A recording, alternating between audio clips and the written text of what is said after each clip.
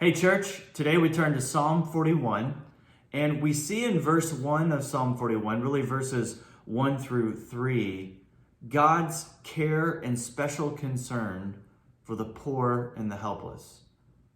David says this in Psalm 41 verse 1, "Blessed is the one who considers the poor. In the day of trouble, he delivers him."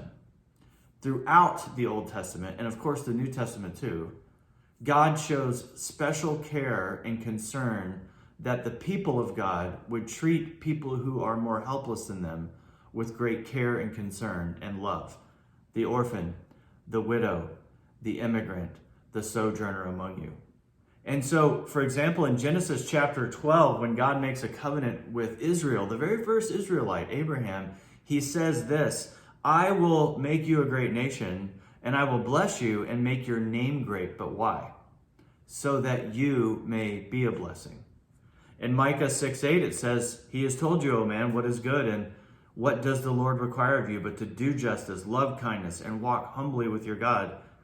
And then in Deuteronomy 10, for example, it goes on to say, "He executes justice for the fatherless and the widow, and he loves the sojourner, giving him food and clothing. Love the sojourner, therefore, for you were sojourners in the land of Egypt." So the way for us to increase in our care and concern for the poor among us is to remember that we too were sojourners in the land of Egypt. Well, what does that mean? What it means is we were spiritually homeless until Christ came into our life and changed our lives by his grace. We were without acceptance. We were not okay with the Father. We had been rebelling against him our whole lives. And we don't come into a right relationship with God because we've been so righteous and so holy. Instead, we have come into a life with God because of the grace and mercy and kindness of God to us in his Son, Jesus. And so when we remember that we were spiritually orphaned, that we were spiritually poor, that we were spiritually homeless, without a land, without a people, and God in his mercy and kindness brought us in, well, man, that should enlarge our hearts towards our neighbor, and anyone, but especially, David would say, the poor.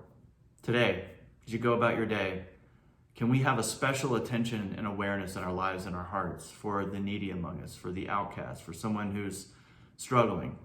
And if you've been blessed in this moment with financial resources or resources of any kind, let's open up our hearts, let's open up our lives and be the kind of people that are a blessing to others. May the Lord bless you and keep you, and may his face shine upon you, church. Have a great day. God bless you.